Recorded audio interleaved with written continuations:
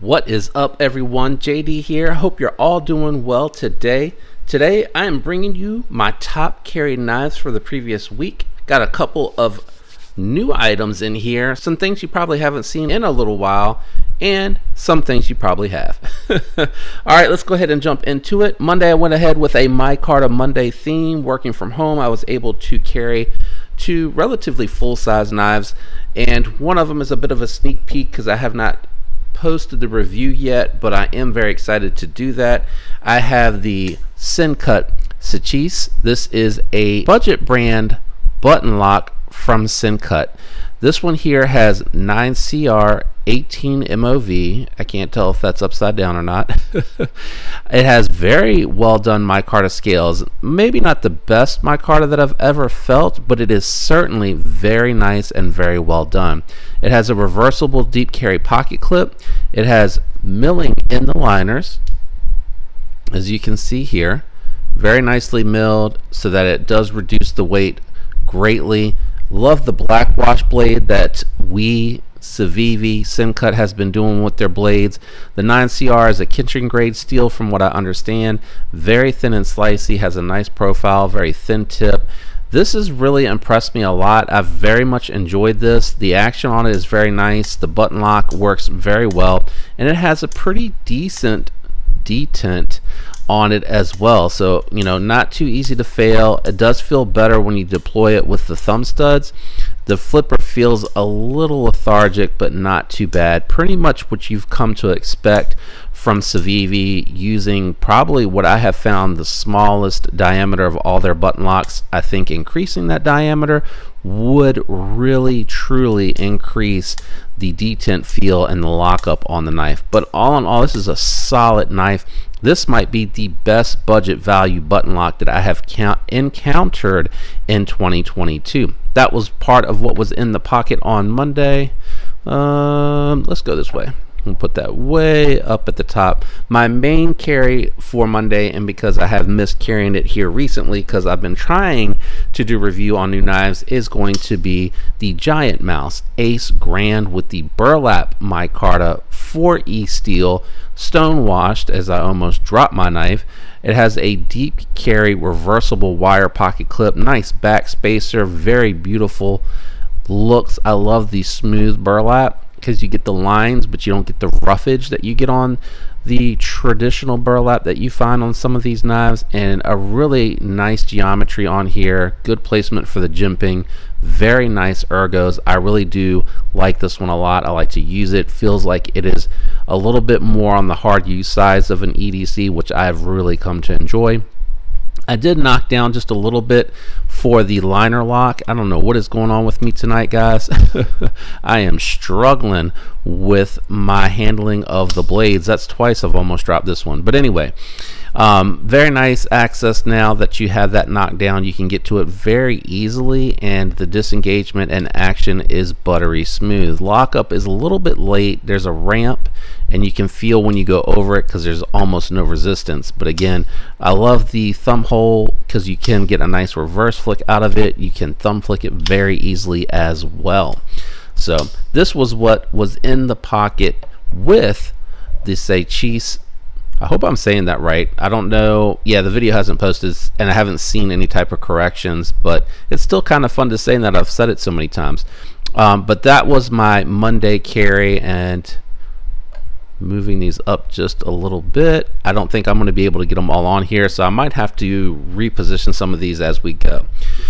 Now, let's go ahead and move on to Tuesday. On Tuesday, I had a couple of WEIs in the pocket. First up, main carry, I had the WEI Beacon 20 CV stonewash steel flipper with fuller frame lock with a nice milling here in the carve out. I would have actually loved to see them do that all across the knife. Not sure if that would have drove up the price, but very thin slabs of titanium with good chamfering around the edges. Very comfortable to hold in hand. Nice long blade so you can get a lot of cutting edge. So if you're working on it and you want to get up close, you can. If you want to choke up and move out just a little bit, you can as well. And then you can get all the way out to the tip. Pretty nicely, and you even can, with the finger guard, because it has nice jimping on it, get way out to the tip for the detailed work. Nice thin geometry. The 20 CV on here has held up well.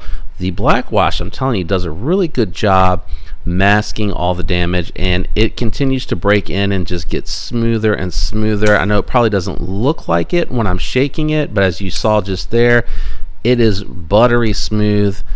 Great action. This is a fantastic knife. So this was what was in the pocket for Titanium Tuesday. I don't know if offsetting will help any here when I get to my companion carries, because they kind of let's see, they kind of get a little bit smaller as the week progresses. I'm going to try to come as far over as I can and come down and see if that helps any. If not, it's kind of cool looking on the screen anyway.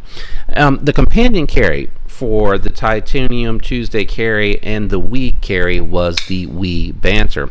Really enjoying this one a lot. Not quite sure why. There's oil or grease on it. The marble carbon fiber has a really nice look to it. Let me get that yellow out of the background.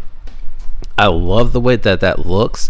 They're doing this on the Esprit, the Banter, and I think the bow, and I know there's a couple more knives that have this on there, and I think it looks really, really nice. You get a nice silver reflectivity going on, and then you get the shredded pieces of carbon fiber in there. I love the Banter pocket clip, so much though that I've started to put it on more and more of my Civivi knives to get rid of this pocket clip. It has a nicely done S35 yen, good drop point for utility work. It has a nice flat spot to it for any type of push cuts. So this is really a very good knife. It has nice ergonomics. I know it looks like my hand swallows it, because it does, but I am able to get a 4-finger grip on the knife, so a nice full grip, and it is very usable, and I do again really like the aesthetics of this particular knife. So that was the companion carry on Tuesday. I guess when I get to Wednesday I'll fold these up and move them over a little bit. But these were the Tuesday carry. On Wednesday, again in the office, and I did do 2 carries. I will bring the companion carry out here first. First up was the Penguin. Haven't carried this one in a little while, and I kind of forgot how much I really like this particular variant. I love all the Penguins. I have them scattered throughout. I have one in the backpack in an Maxpedition bag or a pouch that I have put together for kind of like a quick maintenance slicey dicey, just in case I need to pull that out for whatever reason. But this one here by far is my favorite. 154 cm, stone washed or black washed. Also has that pineapple frag going on it. Really, really nice. I just recently recorded a long-term maintenance video on this one that will be going up in the coming weeks, but wanted to go ahead and do that as well. But the frag is really, really nice. It's not overly aggressive, but it does really lend to a little bit better purchase with the knife, so you get some nice grip on the ergos. And I think the anode job on here was really well done. So great knife, and you know, for the money you're getting pretty good performance out of it. I really do like it a lot. That was what was in the pocket on Wednesday. Let me go ahead and start folding some of these up and moving them out the way on the top, so y'all have gotten a nice long look at them. And I've only made it through Wednesday, and I had to move these already.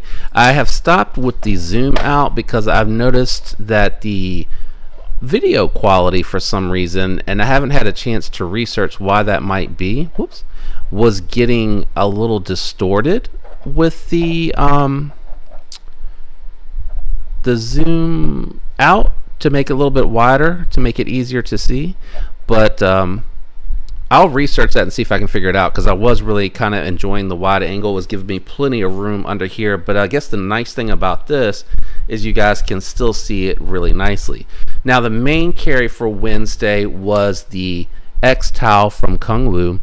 This one also has really nice milling here and the chamfer cutout, and then it has like this orange peel type or this dimpling going on in the texturing, that really does lend to the grip. And then the milling, they carried it all the way out to the end here, but it is not in the chamfering around here, which I think it works pretty good because it does make it feel nice and smooth in hand, but you can feel that the fingertips and the inside of the fingers are able to kind of grip onto that milling, so it does lend to the purchase a little bit. I like this. I know traditionally I like a little bit of a steeper drop point, but I do like this blade.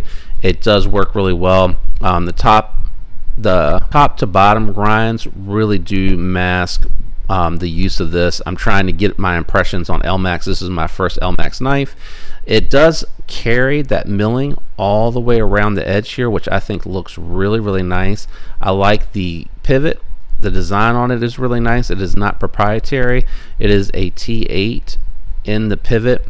I like these little studs that they put on for the axis lock. It's nice because when you go to pull it, it actually kind of ramps up so it contours to the tip of the fingers. So really, really nice. And then the same thing with the thumb studs. When you actually have it in the closed position, it acts like a little bit of a ramp. So when you go to deploy it, really, really nice. You get good access and you get a nice landing pad or launching pad for the actual knife to be deployed. Really, really nice. The build quality on here is really good. You do not have any kind of milling on the inside. That's because they have the full steel liners running all the way down behind the titanium. So potentially, long as the Omega springs on here last, you do have the option for something that feels like it would also do really well as a hard use knife, and it does have a little bit more weight to it, so it does feel really nice in hand. That was the Wednesday carry, and I'm just going to go ahead and keep it going. So let's go ahead and close these up. I'm going to move these over yet again so I can try to have some room here with them closed. They do better open. They're not quite as thick and they don't take up quite as much room. So this was Wednesday's carry. Thursday, I actually had to grab my grail one more time, and that is the Chris Reeve Umenzahn. I know you've probably seen this a lot on the channel. Hopefully you're not sick of seeing it yet, because I know I am not. Really beautiful tanto, nicely done, has a fantastic edge both at the tip and at the tanto. This hollow grind just slices through everything. I'm just really happy with this knife. The thicker scales plus the milling here really lend to excellent ergos, especially for my larger hands. I love the spoon here that's scalloped out for the thumb, perfect position. A little bit of jimping here if you do need to pinch up. You can get way out here for the detailed work. Just really a great knife, nice and smooth, and it is starting to get a little bit closer to the smoothness that I found on the Nkosi. So really happy about that one. Did go ahead and get the Chris Reeve Knives barrel here, lanyard barrel, and then I got the lanyard with the bead on it, and I think the little bit of blue gives it a nice pop of color. What did I have in the pocket as the companion carry with the Umenzahn Thursday? That would be my wife's favorite knife. The Benchmade bug out with the scales that she absolutely loves that I did the anno job on. These are the Flytanium scales. They come just in the standard titanium color. I took them out of the pack, cleaned them, and anodized them. I didn't do anything to prep them outside of that, and they came out really nicely. To keep with the lightweight, you do have a little bit of milling going on the inside here. I love that. This is such a lightweight knife already. I like that they did that to try to keep that lightweight there. And it has a little bit of contouring so that it feels good in hand. And this little milling here makes it a little bit grippy in hand. And then they knocked it down around the axis lock to keep nice access to that and not interfere with the operation of this knife. I think it looks awesome with the silver hardware and the green standoffs and thumb studs against the blue. I really like the way that that looks with the satin blade. That is what was in the pocket on Thursday with the Zahn.